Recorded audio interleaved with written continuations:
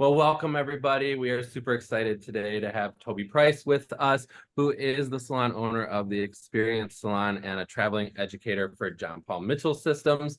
However, before all of this happened, he was actually growing up on a dairy farm, and I know that we want to dive into from dairy to hair. How does that happen? Yeah, well, let's see, I think 6 years old, and my brother was 9, and my dad, we had a collie that we'd shave every summer because it's just hair everywhere. My dad says, "Boys, I think you guys need to shave the dog this time." So we went and got the cow shears from the farm, and we go out and we shave the dog, and it goes pretty quick. And I look over and I was like, "Well, there's my cat." So he shaved my cat. And I'm like, "Oh, that went pretty quick." And I look at my brother and I'm like, "We should do something to you." So I don't know if you remember, but the Seahawks back then, we had Brian Bosworth, and he had the stripes on the side. He kind of started that. So I look at my brother and I was like, "We should do that to you." So I gave him stripes. Like, I have no idea how these clippers work. I'm 6 years old. I give him lines, and we come walking back in the house, and my dad's like, "Absolutely not. Go cut that off." Now, fast forward 20 some years later, that comment pops in my head, and I'm like, my dad told his 6-year-old to go fix his 9-year old's hair. Like, what's going on? So, anyways, we go back to the farm where the clippers are, and I give my brother a mohawk. We're walking back across the yard, and my dad yells out the window, "You're not coming in the house with that."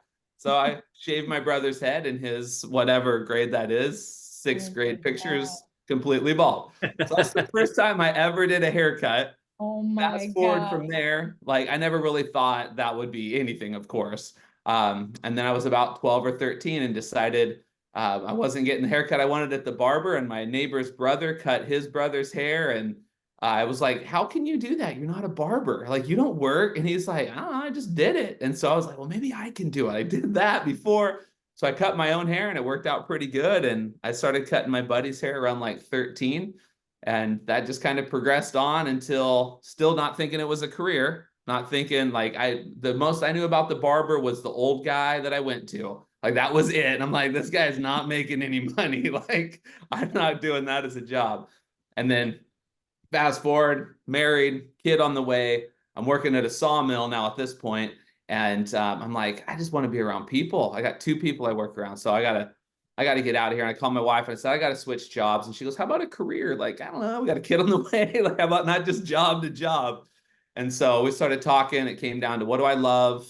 What do I really want to do? I wanted to be around people, and I actually loved cutting hair and was still doing it. And that's when I headed to school, and here we are 23 years later and doing this. So there's the power story of the farm to where I'm at now. I love that. So when you wanted to go into the hair journey after you graduated, did you go and work in a salon, or did you just jump right in and say, "I'm going to open a salon"? No, in school, I knew about halfway through, I knew I wanted to do something with education because we had people come in and they were teaching, and I was like, I like what they do. They're motivating me. The second part was, had a local guy, had a really good salon. He came in and talked and said, "Make sure you have a job, or you're focused on one specific job before you graduate school. Don't wait until you graduate to go into salons." So I went and interviewed all around, and I think I was 3 months before I actually graduated. I already had a job secured at JCPenney's. So I went into JCPenney's for about a year before I moved on into other things. I know you are my stylist's favorite educator. Been at our salons in Michigan, and also our students just absolutely loved you as well too at Sterling Heights, Palmetto School. And so you're highly requested, by the way, Toby. Thank you. I'd love to hear a little bit more about what you're currently doing now. And then we want to talk not only to salon owners, but I also want you to talk to upcoming future professionals that are getting into the career, because I think, being that that's both of our audiences, of course, Sean and I, we would just want to hear your side of the story of some things that maybe you haven't told salon owners that you want them to know, and then students coming out of school. I just want to hear what's on your heart. Yeah, for sure. Well, currently, I don't know. I feel like in life, we have to just have this patience. and the world's not patient right now. The world is like, next, Yes. right? Cool video, next video, cool video, next video, right? So what I'm thinking like right now in my salon as I look at it is no matter what, the facts stand.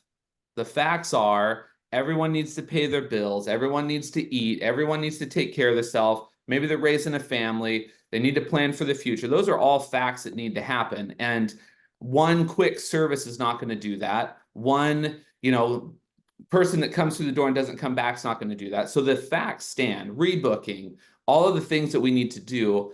But the consistency, I think, is where we struggle the most. And so what I'm working on right now with my team is I'm really pushing them to be consistent in every single action. So not just consistent in like I'm showing up every day and I'm working the same hours and that, because people want flexibility, but I'm consistent in my dialogue. Go back to Steve and Terry 25 years ago, right? Just the same dialogue, but consistent in dialogue and consistent in all the little areas. I watch people not measure every time their color, or I watch people set their tray up different every time. I watch people just little movements that they do that they have to think about more often. In beauty school, I remember wrapping a perm, and on day 2 of wrapping that same perm, because it took me so long, my instructor was like, "You're doing too much. You comb the hair 10 times, right?" So all of those little things, like, do I have to walk from this room to that room multiple times because I didn't plan and prepare? Those are the consistencies I'm seeing to start impacting my stylists. So I'm going back to a lot of those basics on an education level, as far as what I'm giving students, all of that. People want to be here fast. They want to be at the top fast. And right, they show up day 1, they're like, "So what's the management role?" They're just asking right away. So like, how can I help them get there? Well, if they don't understand the facts, they're not going to get there, because how can they coach someone else? I know I saw you guys had Sonny on the other day, and he was like, a great leader knows how to do it first, right? And then leading is helping other people do it. And to really jump ahead and help find those people that focus on that, that's my goal right now. So even down to some subscription Instagram, I'm starting to work on the content that I give, finding the people that want to be loyal and learn from the basic. Everybody wants to jump on their phone and be like, "Oh, what's the next thing?" But they don't want that consistency. So I'm looking for people in my salon, people that want to be taught by me, that are asking for, I want to build on what you taught me last time. I want to build on what I'm doing from this point. Because, as well as me, we deal with education, and we walk into places and people are like, "That was cool. That was awesome. Who's next?" And I want to build that following, that group of people that want to build, and then take that same foundation and help build it for the next people. I'm doing it because of Robert, because of Stephanie, because of Steve and Terry, because of people that 20 years ago invested into that consistency. And now I'm realizing, man, there's a different role of that consistency. It's those fine details that I learned backstage at a show that we can't learn now, right? I can't pull someone into a show. We're not doing the same show. So it has to happen in a little different area, but same things. So that's, I would say, what's really on my heart as far as the salon. Obviously, that goes into every area, and I could break all those down, but that consistency of the facts, they never, ever change. Haircutting is haircutting. Color is color. New trend comes in, filters through it, it's still color. New haircut comes in, filters through it, it's still graduation, one length layers, right? But people look at this as the new thing, and they forget to filter it through. Now, you guys know me. I'm a Christian. I love the Lord. I'm in the Word, and my life filters through the Word, right? So like, I need to make that decision. I filter it through the Word. I'm like, that wouldn't be very loving. I shouldn't treat that person like that. So I look at it the same when it comes to the facts of hairdressing. I filter that through those facts. And I think that's, to me, is one of the most important things people can do to build their career somewhere that's going to be long lasting. Yeah. So Sean and I do a lot of coaching with salon owners as well too. And the fact is a lot of salon owners haven't put together the basics of their business yet. What they did is they're like, okay, great, I'm a great hairdresser, so I think I'll open my own salon and I'm going to make a lot of money. And then what happens is, and Sean and I will coach them, and I'm like, well, how much are you making as an owner? And they're like, just pretty much what I'm doing behind the chair. Oh, cool. You bought yourself a job. You didn't really build a business. So let's talk about that. Let's start over. Let's just start fresh. And so if you were to talk, because you carry a lot of hats here, Toby, and I think it's amazing because a lot of people want to do that, right? A lot of hairdressers, but a lot of them really can't. They don't have the ability. But as far as the business of a salon, what would you say has been some of the secrets to your success? And if you were to coach a salon owner to be a successful business owner, what would you tell them? Yeah, that's a great question. Initially I started the salon because I didn't want to work in someone else's space, right? Like a lot of us was like, I like this space, I would have it myself. But I would say, exactly what you're saying. I see those same things when I get to work with salons. It's usually, a lot of times it's a spouse and there's a lot of income coming from somewhere else. For me, I got 5 kids at home. I wanted my wife to be able to stay home and raise them if she wanted to, and she did. So I was that sole income. So I was in there nonstop, and the same realizations, a lot of times I was putting my own money back into the salon. So I think the key things for me is, and I learned this from Anthony Whitaker, is if you don't understand what has to go out of your business for the level that you want. So talking next level, right? Like, this is why we're on here. I can look at 10 salons around me and say, this is what they have, and this is what I want to do, and this is kind of the expenses. And I can do that. But I also want to offer, espressos for everyone, all these different things that now add all this extra income or this extra expense, but I don't plan for it. And I think that's the biggest downfall of most salons I walk into, is they want something way bigger than they can afford, and they start it from the beginning without an understanding of it. So my coaching would be for, whether it's a suite renter, a booth renter, a chair renter, a salon owner, it doesn't matter what the scenario is. That person is thinking with their creative mind well before they're thinking with their practical, factual mind. So for me, if I could go back 23 years and change that, the first thing I would do was say, what is that number one expense? I had a moment in 2000. I bought my salon. Well, we built it out, and then I bought it from the initial owners in 2006, January. And 2006, July, the IRS knocks on my door, walks in, shows me his ID, and is like, you owe $10,000 or we're locking your door. And I was like, I just bought this salon like 6 months ago. I have money that a little bit of revenue that I took in that loan, I'm like, why? Well, I didn't realize I was buying a corporation. I didn't realize I was buying past employee taxes, right? And so in that conversation, I had to pull that last bit of money. So 6 months into my salon, I have zero capital sitting there, and I'm handing a $10,000 check to the IRS so he doesn't lock my door. And after he takes the check, I asked him, I was like, why $10,000? Like, he goes, I don't know. I have people that owe millions, but they said, go after this thing. But I'm glad it happened. I think the Lord made it happen for me, because it was a wake-up call of, you don't understand the expenses that come. And that's where most people fail. And then you have the salon owner that is they're putting their check back into the salon, and they're really paying for all these stylists to be able to have this amazing thing that they wanted. So that would be my number one thing, starting fresh, is go back to those. And then training up my staff is being even more transparent in that, and creating that for them, whether they're an employee, whether they're a renter. And this is what I've done now, is I've actually given them the grid. This is what it costs for you to be here in a day. That's why you're paying this. This is what it costs for you to have a guest. The way I do my payouts is completely different. Per service, the dollar amounts, it's all broken down with the tax, everything, so that they see, man, for me to have 10 guests, it costs me this much money. For me to have 10 haircuts, it costs me this much compared to 10 colors. And that has allowed them to be completely comfortable with how they book their guests, how they maintain their guests, and grow their business. So that's that path I've moved into. So for future professionals coming out of school, same thing. Like if you're not doing that when you start school or halfway through school, it's like, you know, going to a public school and wishing we would have learned about taxes opposed to, you know, whatever, history, whatever.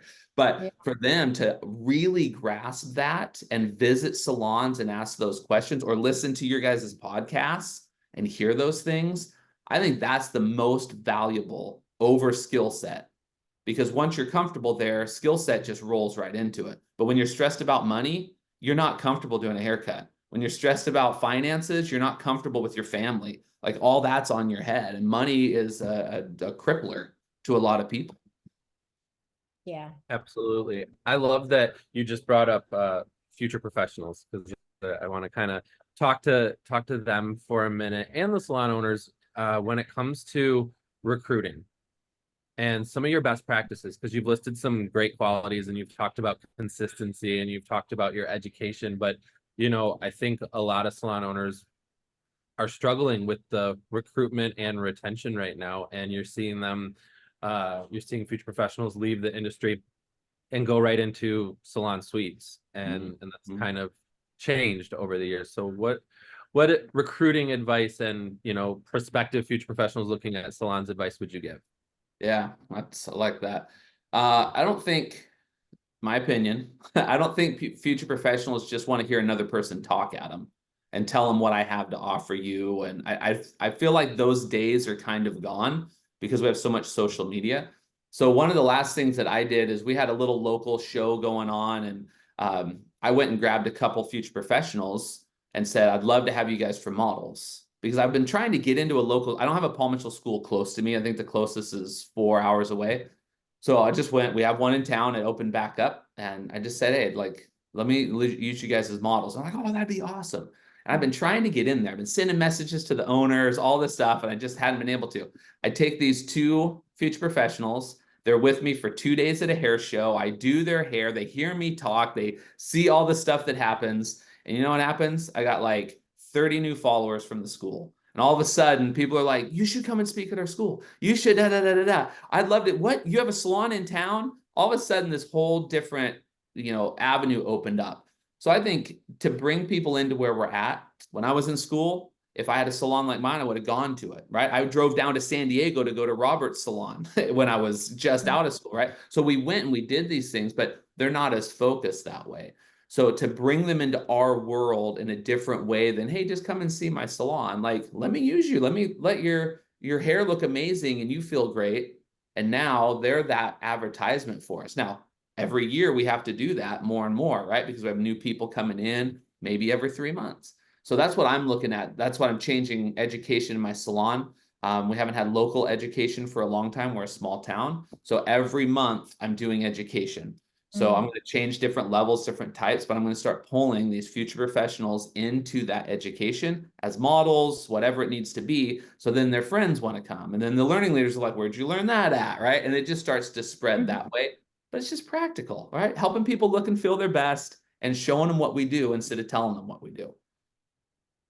I love that you're immersing them into your culture, and that's exactly what needs to happen. And that's the biggest challenge right now of, you know, recruiting. And so many consultants out there are trying to train salon owners how to do this, right? And what you're talking about is just absolutely huge. And I mean, literally, you have people from, you know, the state of Michigan asking for you, you know, to come speak, you know, to our students and our staff. So I think that's really, really amazing. And so I would love to hear a little bit more about the salon suite, because Sean and I are coaching. We had several of our students decide that they just weren't, they were disenchanted by the culture of the current salons around our school. And so they were frustrated. And so they said, you know what, I'm going to get into a salon suite. And I'm like, whoa, whoa, whoa, pump the brakes. Like, we need to look at a business plan, a business structure. And so, you know, it's too late. They already signed a 1-year lease, right? So we know that,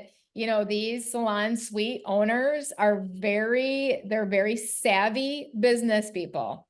They know how to like really get the glitz and the glamour. Like, here you go, here's your space. Like, look at how beautiful you can make your space and boom, boom, boom. And then I'm like, but do you know how much rent you're paying? I mean, what is your break even? And they're like, I don't know what it is. And so Yeah. can you talk to that student? Because I want you to get back to that reality picture you were talking about a minute ago. Like, don't be so drawn to like, if we build it, they'll come. Yeah. No, they won't. Stop it. Like, Yeah. you know, like, let's really think here. Let's pump the brakes. Let's not let emotions run here. Let's look at our critical brain and Mhm. let's, you know, have a business plan. So can you kind of talk to that that future graduate right now about that, or sure. someone that's in it maybe? Yeah. So I don't know. I think having kids has helped me so much with this. Like now I have these teenagers and older, 23-year-old, 21-year-old, 19-year-old, 17-year-old, and they're trying to go into the world. Economy's crazy. Like our town was just in the top 14 of going to be the most expensive homes in 2024. I'm like, what? Right? And they're trying to get out on their own. So that helps me think about the student graduating and going out to start their own business or even work in a business, right? It's going to be expensive for them. So I'll start with what I'm doing for new people. So in 2020, I switched my model to rental. I was commissioned for 15 years and I switched over to that because of my travel and how I was, and I just saw that. So there's lots of things within what I did there. But one of the key things I wanted to do was I wanted to help someone come out of school and not feel overwhelmed, right? So I told my 23-year-old, I said, I have a room above my garage. You can live here, pay me a small amount of rent and save that money, right? So you're not dumping $1,500, $2,000 into a place that you don't own. So the same thing, here comes a student out of school. And I said, you could rent this chair from me, but it's going to cost you this much over the first 3 months. And we know, like them building their clientele, sometimes there's the magic one and they're doing great, but a lot of times they're minimal, right? So I said, the last thing I want is for you to end a day and be like, okay, I had to pay $50, $85 for this chair, for my product, and I didn't even make any money. That's disheartening. So what I started with was helping them see that number. And I do this 3-month tier. They come in, you only have to pay me a small percentage of whatever you bring in, unless it's over that day rental fee. Right? So they're looking at that going, oh, this is great. Okay. So if I bring in $500 and they start doing the math, it helps them already start the process of seeing a percentage come out of, instead of I'm paying this check and hopefully people come in. Like you said, right? If I'm here, they'll come. So that's the first thing that I've done. And I've already seen this process grow. I'll actually throw some dollars out for this one. I have this room that I'm in. It's a 9 by 15 room. It has water in it. I have an esthetician. She started off doing microblading and she was renting a small little room from me. And she wanted this room because now she's an esthetician. Well, her growth process will go from about $350 a month to $550 to $750, and then she'll be paying $1,000 a month for this room because there's private access, there's all this stuff. But she's like, I can do that. And she's already doing the grid of like, okay, that makes sense. I'm looking at that thinking, man, $1,000 back in the day bought me a whole building, right? But now it's a quarter of this place. So, but that grid allowed her to feel comfortable with it and excited for it because of the culture that we have.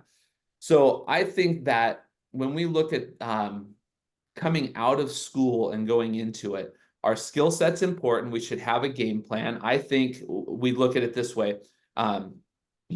Success is a combo of commitment and consistency. So my commitment is I'm committed to this much time. I'm committed to this much energy, money, whatever, brain power going into it. And my consistency is I'm going to do it this often. So for a student in school, if on day one, they say, okay, every week, I'm going to go into a salon and just look at it. All right. So there's their consistency and there's their commitment of time. And now, once they hit a few months, now I'm going to ask these questions. Now I'm going to write, and they build that out. Now, by the time they get to the end of school, they're looking at this and saying, okay, so I'm going to commit to doing, a one practice haircut a day. I'm going to commit to watching, 1 hour of education, whatever it is, right? Commitment, and then the consistency with it. That takes the, I guess, the strain off of, I don't have time to practice. I don't have time to whatever. I got to make money. I got to do this, because it's already planned out. It's part of their schedule. It's the same as if we're doing social media. We plan it in the week. So I think that consistency and commitment is really what's going to allow them to feel comfortable by the time they get to that point. Yeah, it's huge. And being around, of course, mentors like yourself, consultants, to really help walk people through that process. I had a graduate and she used to work for us, and she opened this salon and said, I'm going to do a booth rental. Well, that's fine and dandy, but your rent alone, it was over $4,000. And so she wasn't charging enough. She didn't put together a good business plan. At the end of the day, you got to put together a business plan that's going to work, and you have to have a plan and process. You can't just all of a sudden just shoot from the hip. Oh, I think I'll charge this much because that's what I was paying at my other place. Like, wait a minute, let's look at your cost, what's your fixed cost right now. And now we can walk through this process. And so, how have you what advice would you give, and how have you learned the art of business, Toby? Because you're not just incredible at the art of hair, and most salon owners are just good at the art of hair, not at the art of business. And so how have you trained yourself, and how have you been trained? I know you have a lot of mentors along the way, especially with Paul Mitchell, like we have, but what advice would you give to people right now? Yeah, for sure. I would say that, there's a little bit of the hard knocks early on, right? The IRS knocking on your door, literally the hard knock. So there was some of that just like, it was like the paddles of business, right? Clear. Okay. I'm here. What's going on? I got those going on right now. Yeah, right. Yeah, it's still hitting the industry. But I had a little bit of that just kind of opened my eyes to, okay, this is bigger than, hey, I got a salon, I'm having fun. The next thing was, I had to realize I have to filter what I hear through what I have. Right. So, for example, here's Robert Cromeans on stage talking about his color cathedral. I've got 36 color chairs or whatever it was, and this giant circular color bar, and this is how you do it. And I go and I visit it. I'm like, this is amazing. I got to do this, right? And I come back and I'm trying to put that into my 900 square foot salon somehow. Like, how do I get chairs and then, like that concept. And then I realized that's downtown San Diego. I'm downtown Mount Vernon, which is a whole different, level of people, everything. So when I filtered that through, I realized the people in my area need something specific. The color bar has a specific input into my business, but it doesn't mean that a single chair that is away from a mirror in a color bar is the best business for my area per se. He can have those 30 chairs full based off of the assistants, the whole system, but I didn't necessarily have that. So what I found when I implemented that was I had 4 styling chairs over here with mirrors, and I had 4 chairs over here with color. And there's times where I'm looking, I'm like, those 4 chairs are empty. I could have 4 more stations over there actually doing something, and I could do color at the ones with the mirror, right? So there's that reality that hits. So I think for me, I started filtering through what I heard, through what I had. We get eager, and especially when we're pressed, right? Like you said, those paddles, like where it's happening now. When we get pressed, sometimes we want someone just to tell us, this is what you do, right? Here you go. There's the package. Open it. Everything's going to be amazing. And when we hear it from stage, we hear it from someone, there's so much stuff on social media now that I try and implement it. I don't take the moment to filter it. Once again, that filter it through what I have. And that's where I think the biggest impact. Now, people, Anthony Whitaker, Stephen Moody, Robert Cromeans, Stephanie, Stephen Terry, and so many other people have given me multiple things But now I'm going back after 23 years of being in the industry and pulling that information again and saying, let's filter it where I'm at now. Right? Like I'm running my business different. We wrap our brushes with saran wrap, right? You see that all through. Robert started that. I started that 19 years ago in my salon because our stations were open and we had the brushes setting out. Yesterday, I had the conversation with my staff as they're in the back room and we have sanitary clean toolboxes that our brushes get cleaned and they go into these drawers. And they're wrapping brushes and it's taking minutes and minutes and hours to wrap all of this stuff and put them into these sanitary drawers. And I was like, we're wasting time, right? Yeah, I'm doing an old, yeah, right. I'm doing an old thing in a current time, in a different situation. So that would be for me. I take the information, even if it's 100 years old, and filter it through where you're at, where you are now. Yeah. So that would be my best business. Perfect advice. I love it. So, so we would love to hear what would be, as we end this out here today, and thank you for being on today, of course. First of all, how do we find you? How do people follow you? And the second question that I ask is, what would you recommend that salon owners need to do or be to go to the next level that you haven't said so far that you've been dying to tell salon owners? Well, first, you can find me on social media. Instagram is Toby Price. And that's mainly where I focus. And everything else, like link you through, but just go there. That would be the best place to find me, message me. What I would say to business owners to go to the next level, currently in the world, if we just kind of take a big picture, everyone has such a focus on mental health, on your personal health, like on all of this stuff. And it's impacting our businesses because people are coming into the businesses and saying, I want this because this is what I need for me to function a certain way. This is just my feeling, my belief, edit it how you want, whatever. If we're not confident in the identity and who we are, then we're going to have a hard time helping anybody else, right? Like I mentioned, I think that Jason said that before.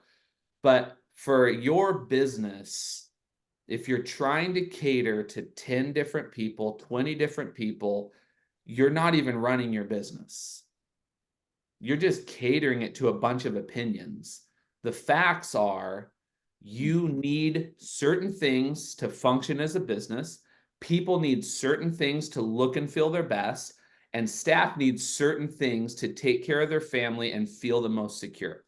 If I don't have the money I need, if I don't have the clientele I need, if I don't have the skill set I need, I'm not comfortable in who I am in the salon. So if an owner can't lead through those things, if they seem sketchy with their money, if they seem sketchy and unsecure in their skill set, and they're not planned and organized, you can't bring someone in and expect them to follow that. That's just been forever, right? We follow people who set that example.